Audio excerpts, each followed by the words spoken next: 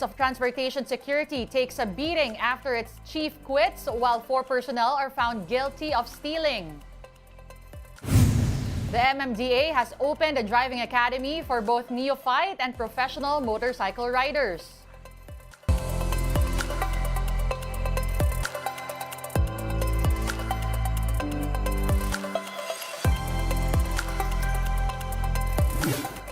Fast, focused, and fearless, here's a roundup of stories we're watching now. I'm Denise Tan. Lawmakers with political parties could commit to realigning confidential and intelligence funds under the 2024 budget. The allocation will now go only to agencies that are actually involved in protecting the West Philippine Sea. In a joint statement, leaders of political parties said they view China's barrier placement in Bajo de Masinloc or Scarborough Shoal as a serious concern.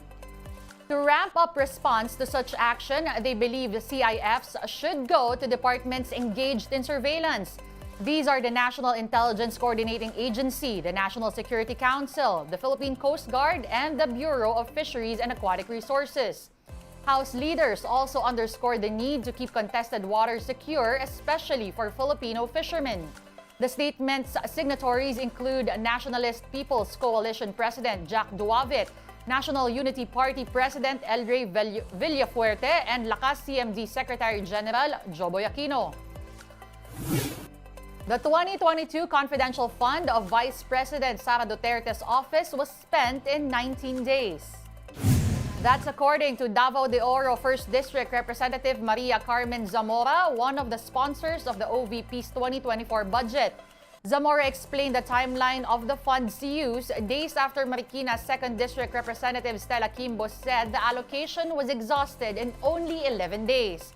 For one opposition lawmaker, when the fund was spent is not as important as how it was spent. The implementation of the programs started on the day that the SARO was released, in December 13 of 2022. The actual payment, as based on the COA report and findings, only started in December 20 up to December 31, which means the actual implementation is not 11 days, but it is 19 days. Prior to the release of this fund, plans were already laid down by the Office of the Vice President, which actually became the basis of the request of the Office of the Vice President for a confidential fund. Whether 11 or 19 days, alam natin na ito po ay cash. Tama? Sabi kasi ng COA, this is cash advance. So, ibig sabihin, nag-aabono na ang Office of the Vice President ng pera para sa confidential fund way before December 13 o yung na-obligate. Kung August man yan, so yung confidential fund ginagamit na. In other news, former Police Chief Rodolfo Azurin denies he was deported by the Canadian government. Azurin accused an incumbent police general of feeding immigration officials with half-truths and lies to push for his deportation. A report by the Philippine Star claimed that Canadian authorities asked Azurin about the Duterte administration's war on drugs and about senators allied with the former president. We're bringing you more stories after this quick break. Keep it here on One News.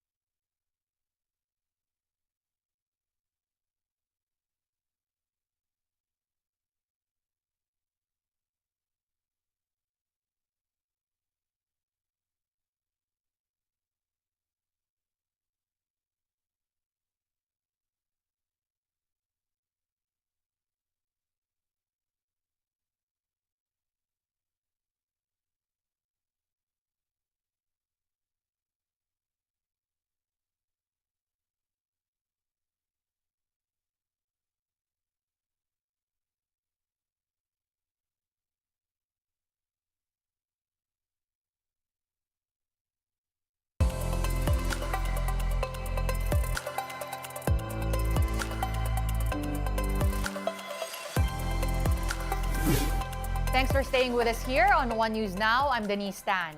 Office for Transportation Security Administrator Mao Aplasca has submitted his courtesy resignation. This is a day after House Speaker Martin Romualdez asked him to step down over issues hounding the OTS.